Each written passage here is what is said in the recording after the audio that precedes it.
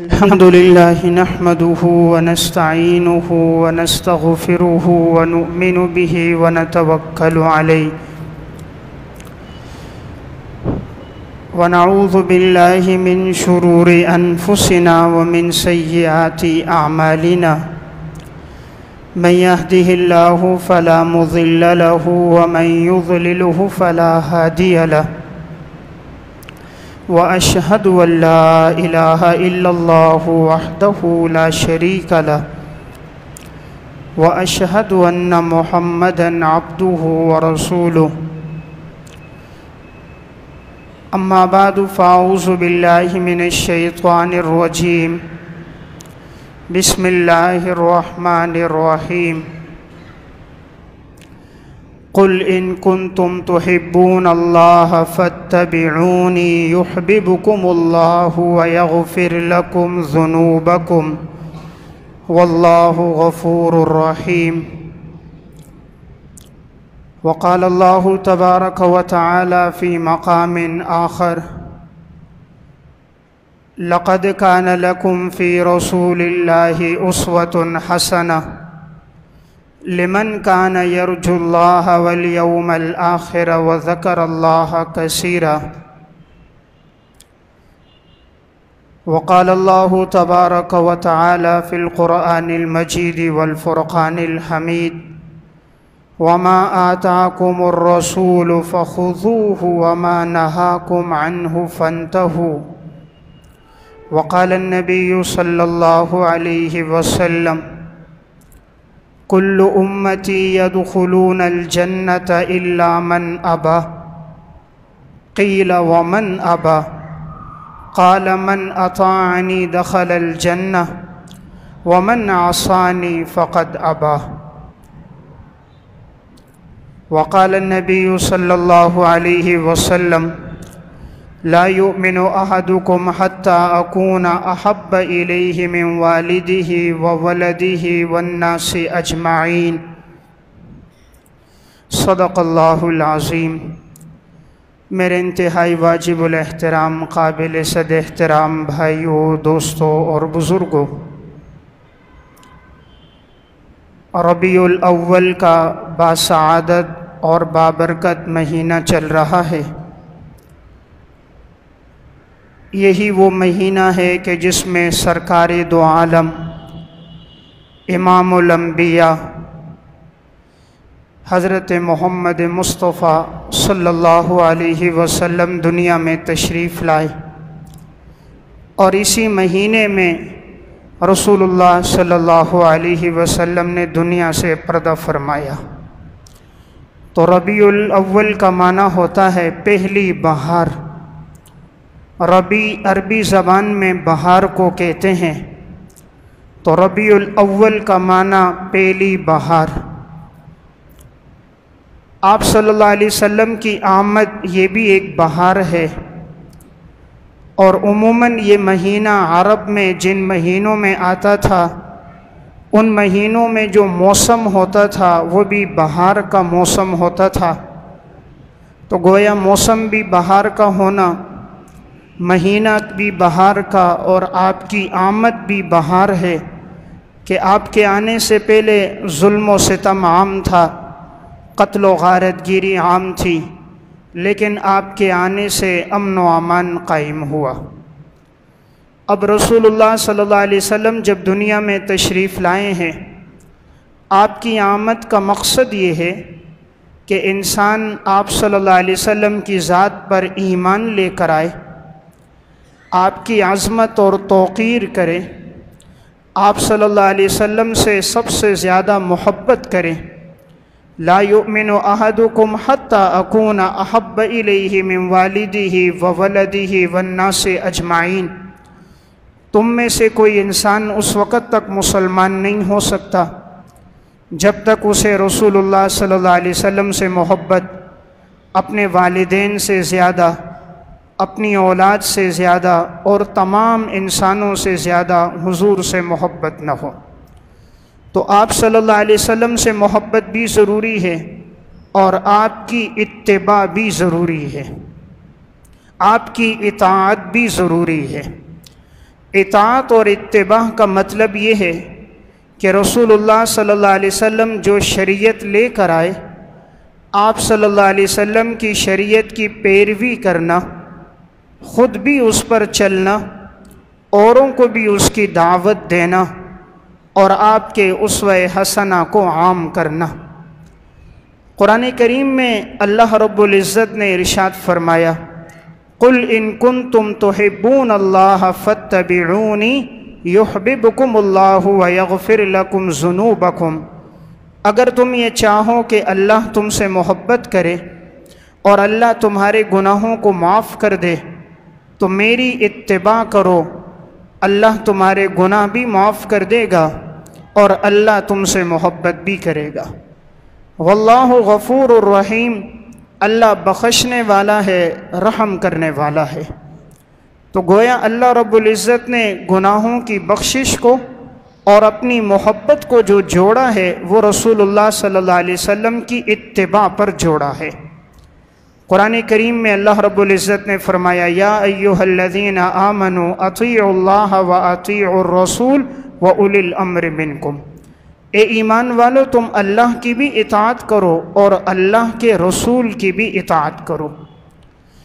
رسول اللہ صلی اللہ علیہ وسلم کی اطاعت و فرما برداری حقیقت میں اللہ رب العزت کی اطاعت ہے۔ وَمَن يُطِعِ الرَّسُولَ فَقَدْ أَطَاعَ اللَّهَ، جس نے رسول کی اطاعت کی اس نے حقیقت میں اللہ کی اطاعت کی۔ جب جہنمی جہنم میں جائیں گے اس وقت وہ قیامت کے دن یہ تمنا کریں گے، یقولون یا لیتنا اطعنا اللہ واطعنا الرسول، کاش کہ ہم اللہ اور اللہ کے رسول کی اطاعت کرتے تو ہم لوگ بچ جاتے، لیکن ہم نے اپنے سرداروں کی، اپنے وڈیروں کی، اپنی لیڈروں کی اطاعت کی تو ہم گمراہ ہو گئے۔ تو قیامت کے دن وہ کہیں گے، اے اللہ تو انہیں ڈبل عذاب دے، انہیں ڈبل سزا دے کہ ان کی وجہ سے ہم لوگ راستے سے بھٹک گئے۔ یعنی جہنمی یہ کہیں گے، کاش کہ ہم اللہ اور اس کے رسول کی اطاعت کرتے۔ معلوم ہوا کہ اطاعت اور اتباع بہت ضروری ہے۔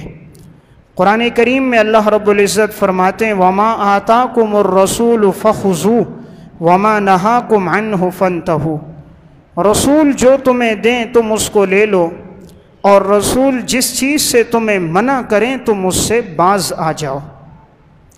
اللہ رب العزت نے آپ صلی اللہ علیہ وسلم کی زندگی کو ہمارے لیے ایک بہترین نمونہ بنایا۔ لَقَدْ كَانَ لَكُمْ فِي رَسُولِ اللَّهِ أُسْوَةٌ حَسَنَةٌ لِمَنْ كَانَ يَرْجُو اللَّهَ وَالْيَوْمَ الْآخِرَ وَذَكَرَ اللَّهَ كَثِيرًا، نبی اکرم صلی اللہ علیہ وسلم نے بھی احادیث میں اطاعت اور اتباع پر بہت زور دیا۔ آپ صلی اللہ علیہ وسلم نے فرمایا، کل امتی یدخلون الجنت الا من ابا، میری ساری امت جنت میں داخل ہوگی سوائے ان لوگوں کے جنہوں نے انکار کیا۔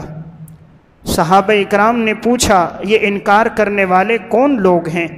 آپ صلی اللہ علیہ وسلم نے فرمایا، من اطاعنی دخل الجنہ ومن عصانی فقد ابا، جس نے میری اطاعت کی وہ جنت میں داخل ہوگا، اور جس نے میری نافرمانی کی ہے یقیناً یہی وہ شخص ہے کہ جو میری اطاعت سے نکلنے والا ہے، انکار کرنے والا ہے، یعنی میری بات ماننے والا، اطاعت کرنے والا ہے، اور میرے لائے ہوئے احکامات سے روگردانی کرنے والا یہی وہ شخص ہے جو اعراض کرنے والا ہے۔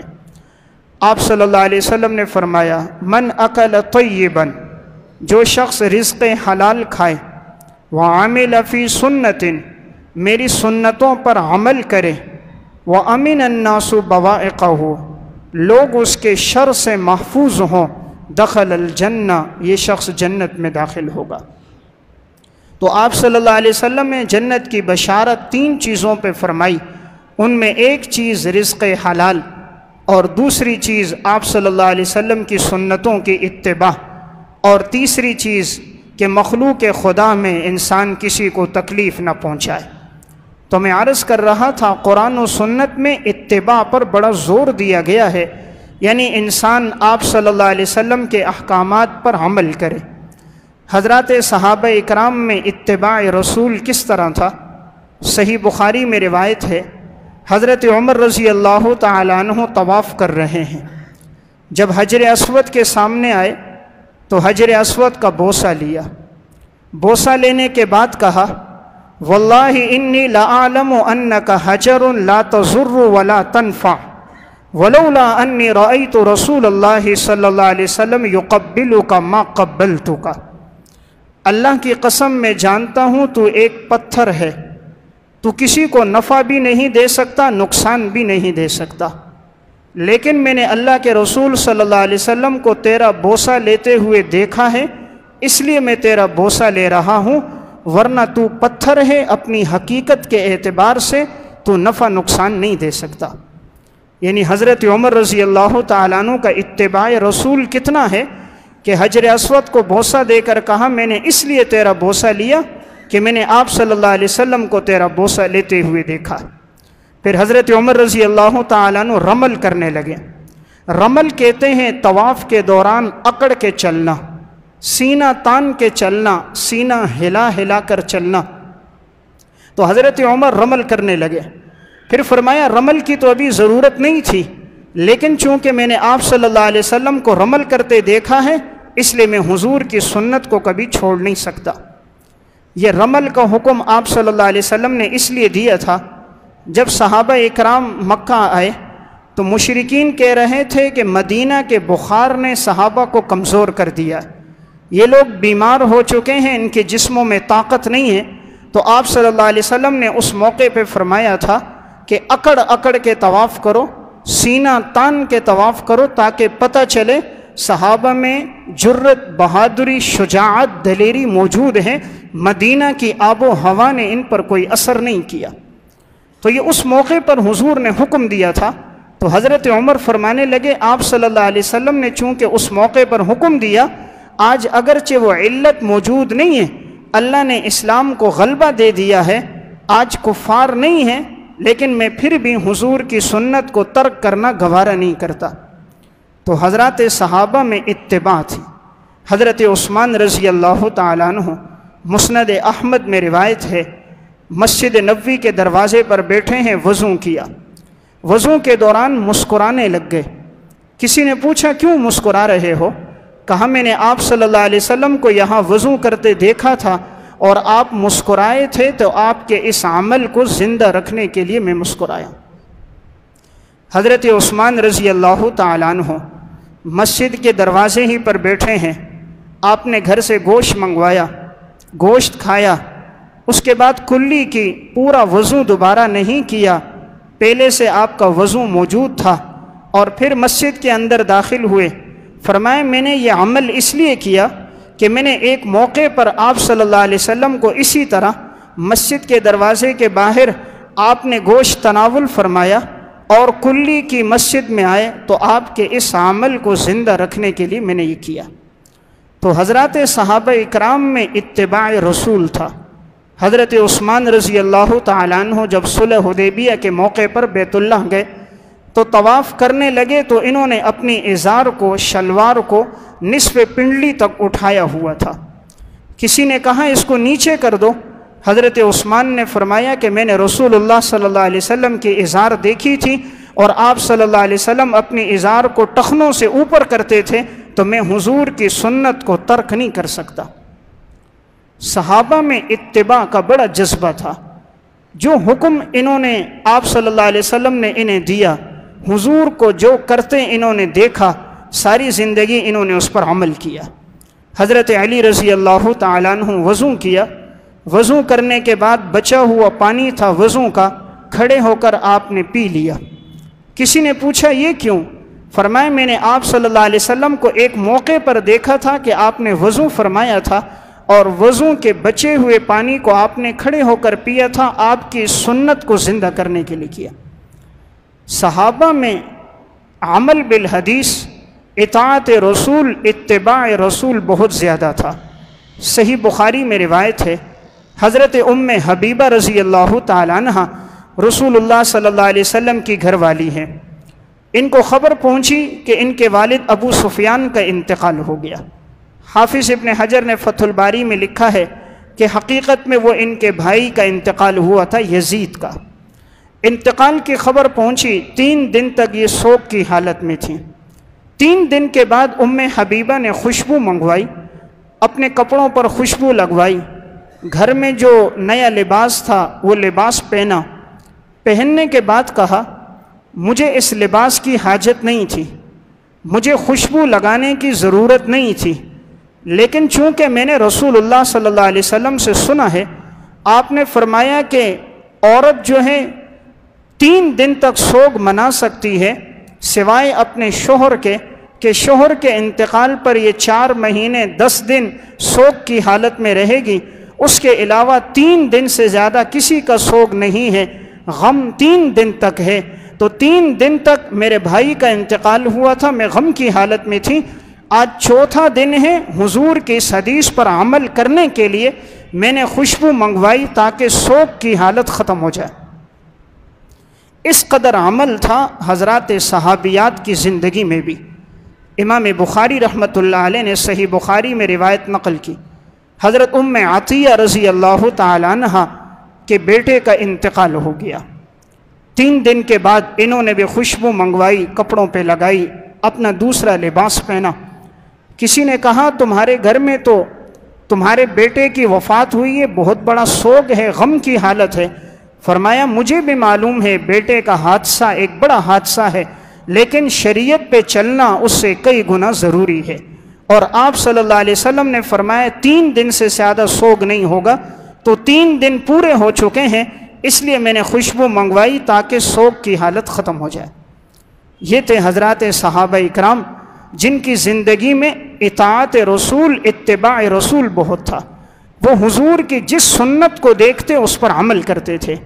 آج ہمیں دین کا علم ہے لیکن عمل نہیں ہے، معلوم ہے نماز 5 وقت فرض ہے لیکن جمعے کے علاوہ نمازی نظر نہیں آتے، معلوم ہے آپ صلی اللہ علیہ وسلم کا اسوہ حسنہ، آپ کا لباس، آپ کی وضع قطع، چہرے پہ داڑھی سجانا، آپ کے طرز زندگی کے مطابق زندگی گزارنا جانتے ہیں لیکن اطاعت نہیں ہے۔ صحابہ اکرام میں یہ وصف تھا، حضور کی جو بات ان کے سامنے آتی تھی فوراً وہ لوگ اس پہ اطاعت اور عمل کرنا اپنی زندگی میں ضروری سمجھتے تھے۔ مسند احمد کی روایت ہے، ایک صحابی ہیں خریم اسدی رضی اللہ تعالیٰ عنہ، ان کے بال ذرا بڑے تھے، کندھوں تک ان کے بال تھے، اور انہوں نے اپنی ازار نیچے لٹکائی ہوئی تھی، ٹخنوں سے نیچے ان کے ازار یعنی شلوار لٹک رہی تھی۔ آپ صلی اللہ علیہ وسلم نے انہیں دیکھا، دیکھنے کے بعد حضور نے ایک جملہ کہا، نعم الرجل خریم الاسدی لولا طول جمتہ و اسبال ازارہ۔ خریم اسدی بڑا بہترین انسان ہے، کاش اس کے سر کے بال اتنے لمبے نہ ہوتے اور اس کے پانچے اس کے ٹخنوں سے نیچے نہ لٹکتے۔ خریم بہترین انسان ہے، کاش اس کے بال اتنے لمبے نہ ہوتے اور اس کے پانچے ٹخنوں سے نیچے نہ لٹکتے۔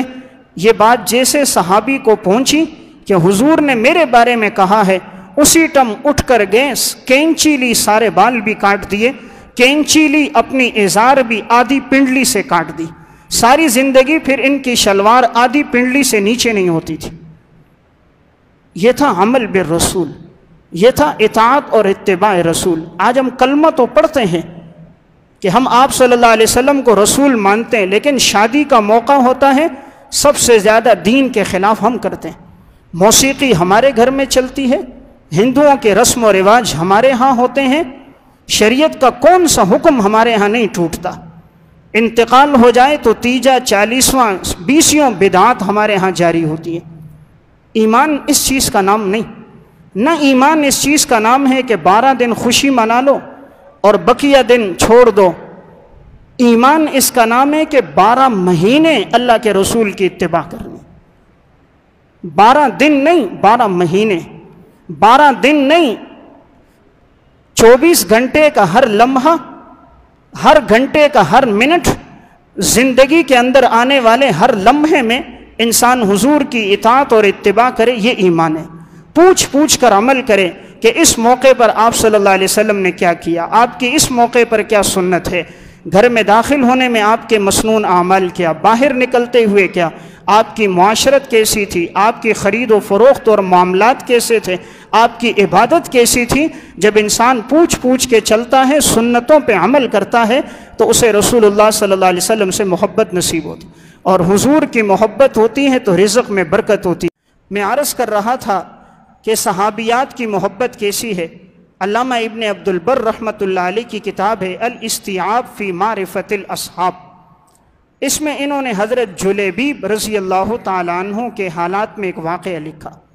حضرت جلیبیب ایک صحابی ہیں، لیکن یہ شکل و صورت کے اعتبار سے سیاہ فام تھے، خوبصورت نہیں تھے، ہونٹ بھی بڑے بڑے تھے، پاؤں کی ایڑیاں بھی کچھ پھٹی ہوئی تھیں، ظاہری اعتبار سے حسین نہیں تھے۔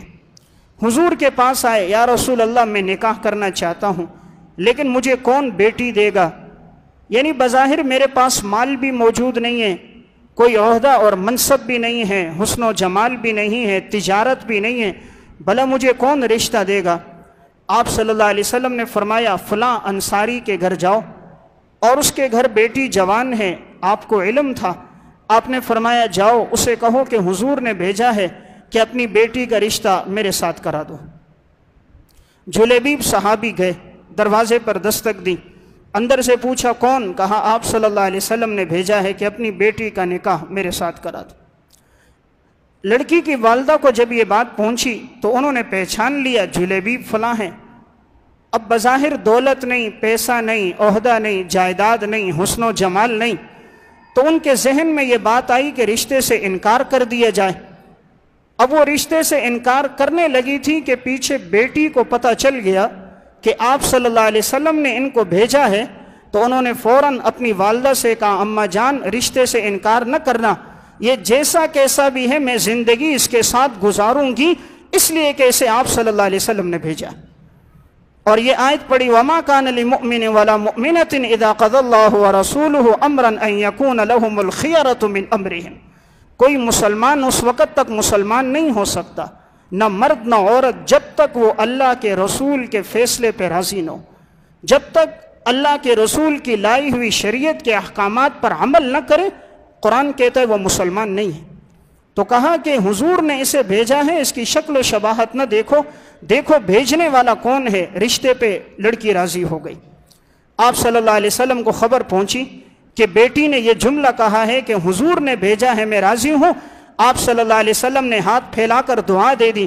آپ نے فرمایا اے اللہ تو جلیبیب کے گھرانے میں برکت ڈالنا، اور اس لڑکی نے چونکہ حضور کے حکم کی لاج رکھی تھی، آپ نے فرمایا اے اللہ تو اس کے رزق میں برکت دینا، تو اسے معاشرے میں عزت عطا فرمانا۔ ابن عبد البر لکھتے ہیں جلیبیب کی تو شہادت ہو گئی تھی، لیکن انصار کی عورتوں میں اس سے زیادہ مالدار کوئی عورت نہیں تھی، اس سے زیادہ اللہ کے راستے میں خرچ کرنے والی کوئی نہیں تھی۔ اللہ کے رسول کی دعا ملی، اللہ نے اتنا مال دیا اس عورت کو، اتنا مال دیا، مدینہ میں سب سے زیادہ خرچ کرنے والی کوئی تھی تو یہ عورت تھی۔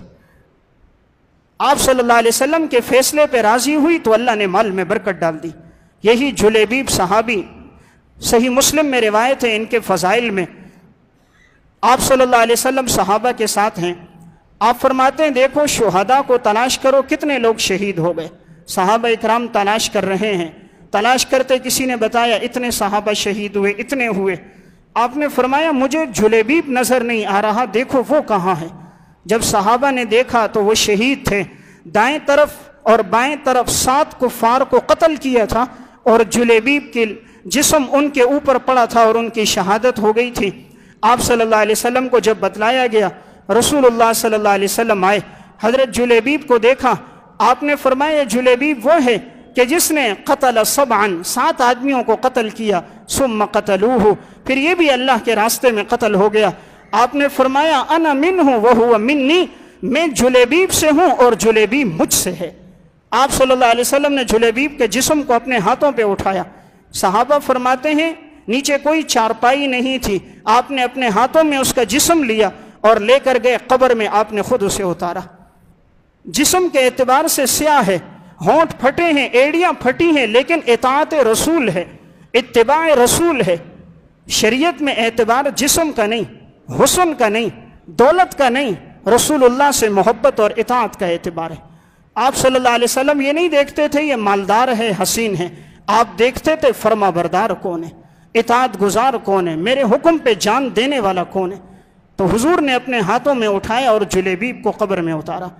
تو میں عرض کر رہا تھا کہ نوجوان لڑکی ہے لیکن کتنی محبت کہ حضور کا حکم ہے تو آپ صلی اللہ علیہ وسلم کے حکم کو میں پیچھے نہیں کر سکتی۔ تو صحابہ اکرام میں اطاعت کا بڑا جذبہ تھا، انہیں جب بھی پتہ چلتا یہ آپ صلی اللہ علیہ وسلم کا حکم ہے، مرد ہو عورت ہو ہمیشہ عمل کرتے۔ مسند احمد میں روایت ہے، رسول اللہ صلی اللہ علیہ وسلم کے ایک صحابی حضرت ثوبان رضی اللہ تعالیٰ عنہ، آپ صلی اللہ علیہ وسلم نے ایک موقع پر انہیں نصیحت کی تھی، لا تسأل الناس شیئا، لوگوں سے کبھی سوال نہ کیا کرو، اللہ کے سامنے کے علاوہ کسی کے سامنے ہاتھ نہ پھیلایا کرو۔ ہاتھ جب بھی پھیلاؤ اللہ کے سامنے پھیلانا، اللہ کے علاوہ مخلوق کے سامنے ہاتھ نہ پھیلانا، مخلوق سے کچھ مانگنا نہیں۔ حضور نے انہیں نصیحت کی، نصیحت پر اتنا عمل کیا، موت تک کسی سے کوئی چیز نہیں مانگی، یہاں تک کہ اگر یہ سواری پہ ہوتے اور اس دوران ان کا کوڑا نیچے گر جاتا تو یہ کسی کو نہیں کہتے تھے کوڑا اٹھا کر دو، سواری کو روکتے، نیچے اترتے، پھر کوڑا خود اٹھاتے تھے کہ آپ صلی اللہ علیہ وسلم نے مجھ سے کہا تھا کسی سے سوال نہیں کرنا، زندگی بھر عمل کر کے دکھایا۔ صحابہ اکرام کی زندگی میں عمل بہت تھا۔ سنن نسائی کی روایت ہے، رسول اللہ صلی اللہ علیہ وسلم کے پاس یمن سے دو عورتیں آئیں، ایک عورت تھی اور ایک اس کی بیٹی تھی۔ آپ صلی اللہ علیہ وسلم کے پاس آئیں تو بیٹی کے ہاتھ میں سونے کے دو کڑے تھے۔ آپ صلی اللہ علیہ وسلم نے پوچھا کیا تم نے اس سونے کی زکوٰۃ دی؟ اس کی ماں نے کہا یا رسول اللہ ہم نے زکوٰۃ نہیں دی۔ آپ نے فرمایا کیا تم یہ پسند کرتی ہو کہ اللہ اس سونے کے کڑے کے بدلے دو آگ کے کڑے تمہارے ہاتھ میں ڈالے؟ جب تم زکوٰۃ نہیں دو گی تو یہ سونا کل قیامت کے دن آگ بنے گا اور آگ کے کڑے تمہارے ہاتھ میں ڈالے جائیں گے۔ اس عورت نے کہا یا رسول اللہ میں یہ پسند کبھی نہیں کرتی۔ اسی وقت بیٹی کے ہاتھ سے دونوں سونے کے کڑے اتارے، آپ صلی اللہ علیہ وسلم کے سامنے رکھ دیے، یا رسول اللہ جہاں چاہو آپ اس کو خرچ کر لو، آج کے بعد ہم استعمال نہیں کریں گے۔ عورت کو سب سے زیادہ محبت سونے سے ہوتی ہے، اسی لیے وہ سونے کی خاطر اپنے جسم میں سوراخ کر دیتی ہے، اپنے کان میں سوراخ کر رہی ہے، ناک میں سوراخ کر رہی ہے، حالانکہ جسم عورت کا نازک ہے، تکلیف برداشت کیوں کر رہی ہے؟ سونے کی خاطر۔ لیکن کیا ایمان تھا حضرات صحابیات کا، چاہتی تو یہ کہہ دیتی یا رسول اللہ میں زکوٰۃ دے دوں گی۔ جب حضور نے فرمایا کیا تم پسند کرتی ہو کہ سونے کی جگہ آگ کے دو کڑے ہوں، دونوں اتار کر حضور کے سامنے رکھ دیے، یا رسول اللہ جہاں چاہو اس کو آپ خرچ کر دو۔ حضرت عبداللہ ابن عباس رضی اللہ تعالیٰ عنہ فرماتے ہیں آپ صلی اللہ علیہ وسلم عید کی نماز جب آپ نے پڑھائی، اس کے بعد آپ عورتوں میں گئے اور آپ نے تقریر کی، حضرات صحابیات تمام موجود تھیں، پردہ حائل تھا، آپ نے تقریر کرتے ہوئے صحابیات کو درس دیا اور فرمایا اللہ کے راستے میں خرچ کیا کرو، اللہ نے جو مال دیا ہے اس مال میں سے اللہ کے راستے میں دو۔ حضرت بلال کہتے ہیں میں نے چادر لی، اب میں گھومنے لگا، میں کیا دیکھتا ہوں کوئی عورت اپنے کالوں سے بالیاں نکال کے ڈال رہی ہے، کوئی اپنے گلے سے ہار کھول کے ڈال رہی ہے، کوئی اپنی انگلیوں سے انگوٹھیاں نکال کے ڈال رہی ہیں، جس کے پاس مال ہے وہ مال دے رہی ہے، جس کے پاس سونا ہے وہ سونا۔ اور جب یہ حضور کا بیان ختم ہوا تو سونے کا ایک ڈھیر لگ چکا تھا۔ عورت کو سب سے زیادہ سونے سے محبت، لیکن اطاعت کتنی ہے، اتباع کتنی ہے؟ ہم تو اللہ کے نام پہ سکے دیتے ہیں، 5 روپے 2 روپے، کیا ایمان تھا؟ کچھ نہیں تھا صحابہ کے پاس۔ جب یہ ہجرت کر کے آئیں تو للفقراء المہاجرین الذین اخرجوا من دیارہم، جب انہیں گھروں سے نکالا گیا، قرآن کہتا ہے یہ فقیر تھے، صحابہ کے پاس کچھ نہیں تھا، مدینہ آئیں کوئی مال و متاع نہیں تھا، بعد میں مال غنیمت میں اللہ نے نوازا ہے، لیکن ایمان کس قدر ہے؟ حضور کا حکم ہوتا تھا فوراً عمل کرتے تھے، کیا مرد کیا عورت کیا بچے۔ آپ صلی اللہ علیہ وسلم نے ایک صحابی کے ہاتھ میں سونے کی انگوٹھی دیکھ لی، آپ نے فرمایا کیا تمہیں معلوم نہیں ہے کہ اسلام نے مرد کو سونا پہننے سے منع کیا ہے؟ اس صحابی نے انگوٹھی اتاری اور نیچے پھینک دی، کہا یا رسول اللہ آج کے بعد نہیں پہنوں گا۔ آپ صلی اللہ علیہ وسلم چلے گئے، صحابہ نے اس سے کہا یہ انگوٹھی اٹھا لو اور اپنے گھر والوں کو دے دو، وہ استعمال کر لیں گے، اپنی ماں بہن بیٹی بیوی کو دے دو، یا اس کو فروخت کر دو، کہا نہیں، جب آپ صلی اللہ علیہ وسلم نے منع فرمایا ہے اللہ کی قسم نہیں اٹھاؤں گا، سونے کی انگوٹھی نہیں اٹھائی۔ ایمان اس چیز کا نام ہے، صرف جھنڈا لگا دینا آسان ہے، 12 ربیع الاول کو شربت حلیم بریانی تقسیم کر دینا آسان ہے، 12 مہینے حضور کی شریعت پر عمل کرنا مشکل ہے۔ صحابہ نے اسی چیز کو اپنی زندگی میں لایا تھا، وہ چلتے پھرتے تھے، وہ نمونہ نظر آتے تھے، ان کی زندگی سے معلوم ہوتا تھا یہ وہ لوگ ہیں جنہوں نے آپ صلی اللہ علیہ وسلم کی سنتوں پر عمل کیا، ہر موقع پر اطاعت رسول، اتباع رسول، سنتوں کو تلاش کر کر کے عمل کرتے تھے۔ صحیح بخاری میں روایت ہے، حضرت انس بن مالک رضی اللہ تعالیٰ عنہ کہتے ہیں میں آپ صلی اللہ علیہ وسلم کے ساتھ تھا، آپ کی دعوت کی گئی، آپ صلی اللہ علیہ وسلم کے سامنے جب کھانا رکھا گیا اس میں گوشت کی بوٹیاں بھی تھیں اور کدو بھی تھے۔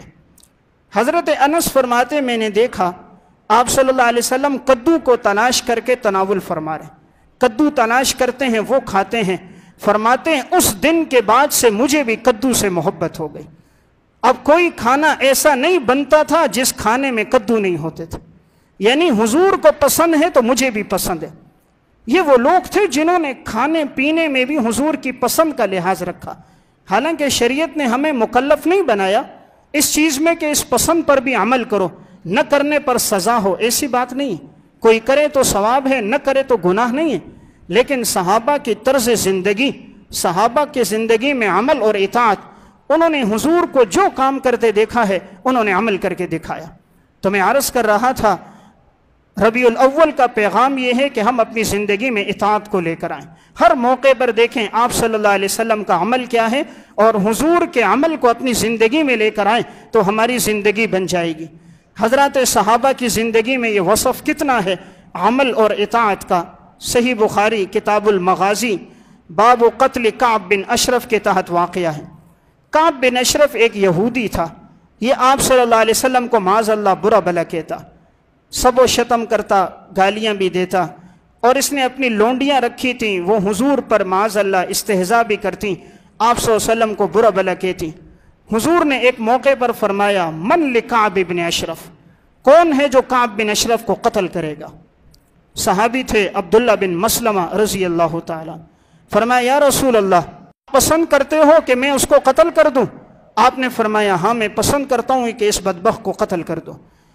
محمد بن مسلمہ نے حضور سے اجازت لی، یا رسول اللہ میں چند باتیں اس سے کہوں گا تاکہ میں اس کو اپنے اعتماد میں لے لوں اور پھر میں اس کے بعد اس کو قتل کروں گا۔ آپ نے فرمایا ٹھیک ہے تمہیں اجازت ہے۔ محمد بن مسلمہ گئے کعب بن اشرف کے پاس اور اس کے پاس جا کر اس نے کہا کہ مجھے کچھ قرضہ چاہیے۔ اس نے کہا کیوں قرضہ مانگنے آئے ہو؟ کہا کہ محمد صلی اللہ علیہ وسلم ہم سے زکوٰۃ اور صدقات مانگتے ہیں، میرے پاس نہیں ہے، اس لیے تم مجھے کچھ قرضہ دے دو۔ اس نے کہا میں نے تمہیں پہلے نہیں کہا تھا کہ محمد تم سے مال لے لے کر خرچ کر دیں گے؟ انہوں نے کہا ہاں اب کیا کریں؟ اب ایسے جملے اس لیے کہے تاکہ وہ اعتماد میں آ جائے۔ کہا بس اب چونکہ ایمان لایا ہے اب اس کو نبھائیں گے، دیکھیں گے اونٹ کس کروٹ پہ بیٹھتا ہے۔ اب اس نے قرضہ دینے لگا تو کہا شرط یہ ہے تب دوں گا جب اپنی بیوی کو رہن رکھواؤ گے۔ محمد بن مسلمہ نے کہا تم خوبصورت آدمی ہو، رہن رکھوائی بیوی کو، کہیں ایسا نہ ہو وہ تمہیں پسند کرے مجھے چھوڑ دے۔ تو کہا اپنے بیٹوں کو رہن رکھوا دو۔ کہا لوگ کل تانا دیں گے، چند روپے کی خاطر بیٹوں کو رہن رکھوایا تھا۔ تو اس نے کہا تمہیں کتنا قرضہ چاہیے؟ کہا اتنا چاہیے۔ کہا اگلے دن آ جاؤ۔ محمد بن مسلمہ اگلے دن گئے، ان کے ساتھ ابو نائلہ یہ بھی صحابی ہیں اور یہ کعب بن اشرف کے رضائی بھائی بھی تھے۔ رات کے وقت یہ لوگ گئے، آواز دی، کعب بن اشرف نیچے آیا۔ محمد بن مسلمہ نے کہا تھا کہ میں اس کے بالوں کو سونگھنے کے لیے اس کو اپنے قابو میں لوں گا اور تم لوگ اسے قتل کر دینا۔ کہا ٹھیک ہے۔ کعب بن اشرف جیسے ہی نیچے آیا تو کہا آپ نے تو بڑی خوشبو لگائی ہوئی ہے۔ اس نے کہا کیوں نہ لگاؤں، میں عرب کا سب سے مالدار ہوں، عرب کی سب سے حسین عورت میرے نکاح میں ہے۔ تو کہا یہ خوشبو تو سونگھاؤ۔ اب وہ خوشبو سونگھانے کے لیے نیچے ہوا، محمد بن مسلمہ نے گلے میں ہاتھ ڈال کے قابو کر دیا، دوسرے صحابی نے قتل کر دیا۔ قتل کے بعد حضور کے پاس گئے، کہا یا رسول اللہ جو آپ کو اذیت تکلیف دیتا تھا ہم نے اسے قتل کر دیا۔ یعنی صحابہ کی زندگی میں عمل تھا کہ وہ حضور کی ہر چاہت پر، حضور کی ہر خواہش پر وہ عمل کر کے دکھاتے تھے۔